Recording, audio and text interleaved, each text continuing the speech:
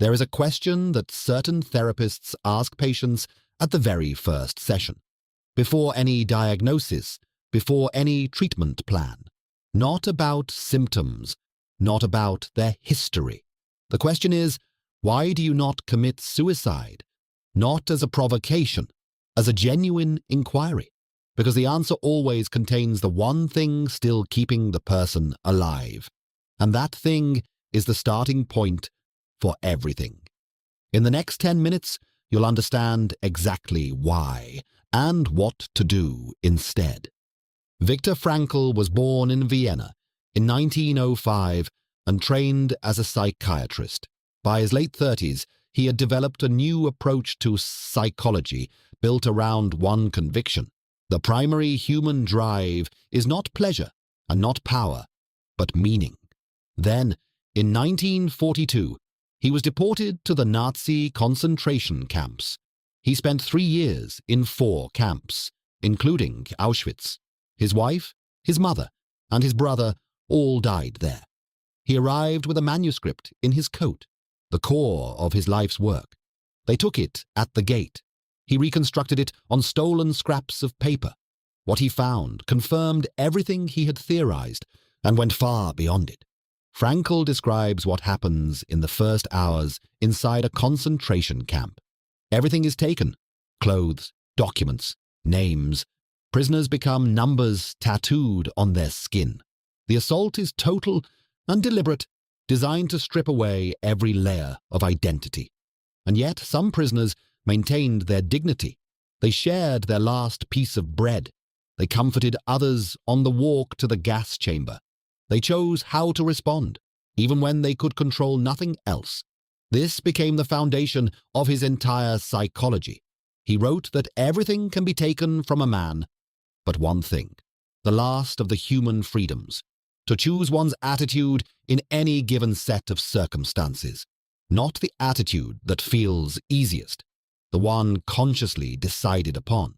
Frankl noticed that psychological survival in the camps rarely depended on physical conditions. It depended on having a reason. One prisoner kept himself alive by imagining himself lecturing about the experience after the war. Another held onto the image of his child. The content of the meaning was different for each. The fact of having it was everything. Think about the last time something happened that you could not change. There were 2 versions of you in that moment. One defined by the event, one that chose how to carry it. The difference is not circumstances. It is the choice Frankl is describing. Write down one situation in your life right now that you feel powerless to change. Write one sentence about the attitude you are currently taking toward it.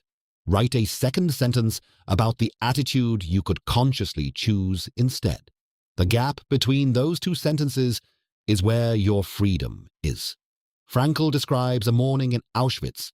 Before dawn, still dark, prisoners are marching in frozen silence to a work site miles away.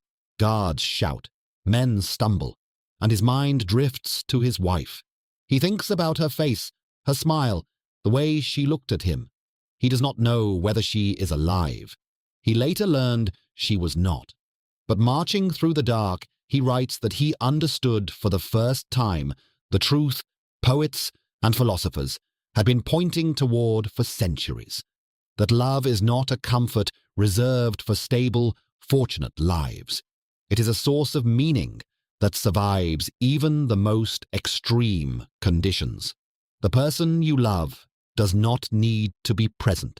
They do not even need to be alive. The love itself carries a force that persists when everything else has been stripped away.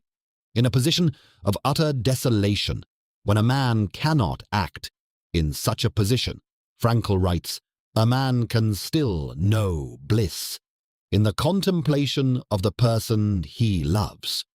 There is a difference between being technically present in a relationship and genuinely paying attention. Most people have proximity. Very few have the second, and the second is available right now, without anything external changing. Choose one person whose presence makes your life feel most worth living. Block 1 hour this week for them. Unscheduled, unproductive, no agenda. Put your phone in another room. Ask one question you have never asked them before. Listen to the full answer without planning your response. After the war, Frankl returned to Vienna and resumed his work. One evening, an elderly doctor came to see him, crushed by grief 2 years after the death of his wife. The depression had consumed everything. Frankl did not offer a diagnosis. He asked one question. What would have happened, doctor, if you had died first, and your wife would have had to survive you? The doctor paused. Then, oh, for her, this would have been terrible, how she would have suffered.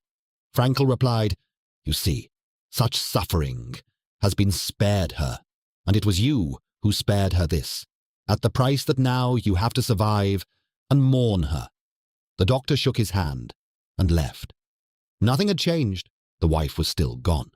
But the suffering had found a meaning, and suffering that finds a meaning ceases, in some essential way, to be suffering in the same sense.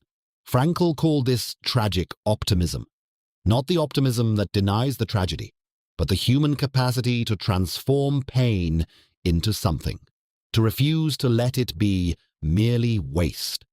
There is a difference between carrying something heavy with no idea why, and carrying it because you understand what it demands. The weight is identical. The experience is not. Everyone who has moved through serious loss without being destroyed has made exactly this translation. Write down one source of ongoing pain in your life that you cannot resolve. Ask yourself, if this does not change, what does it ask of me? Write the answer. Read it once a day for the next 7 days. Notice what shifts. Frankl noticed something in his post-war patients that surprised him.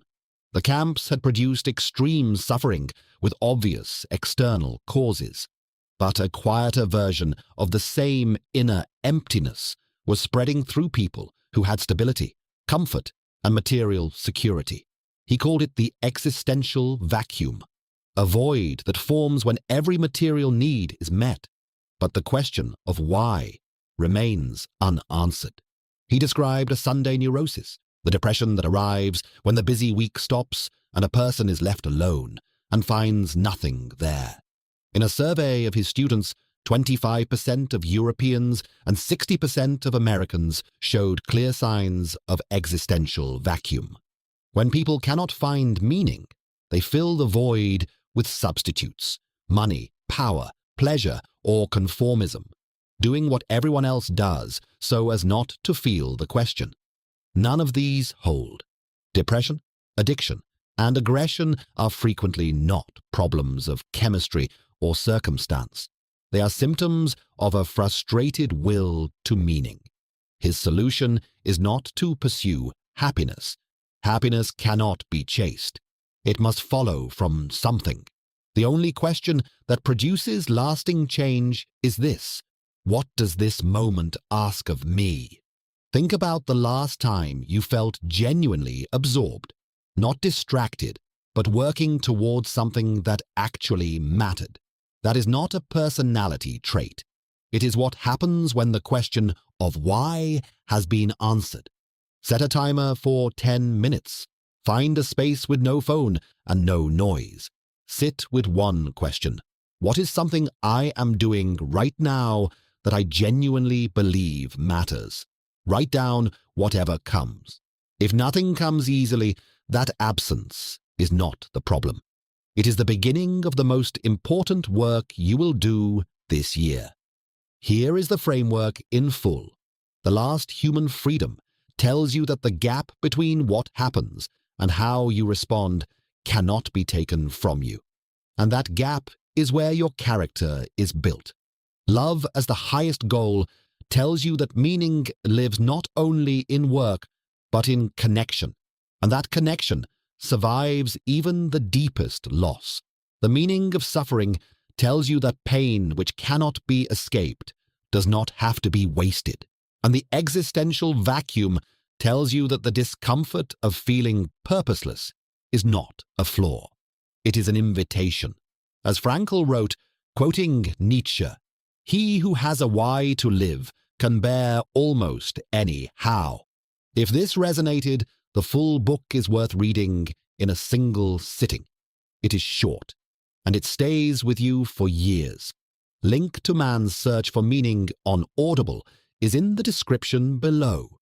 Your first month is completely free. And if you want the one-page PDF summary of the 4 ideas covered today, it is in my free newsletter. Link in the description. Subscribe if this helped. See you in the next one.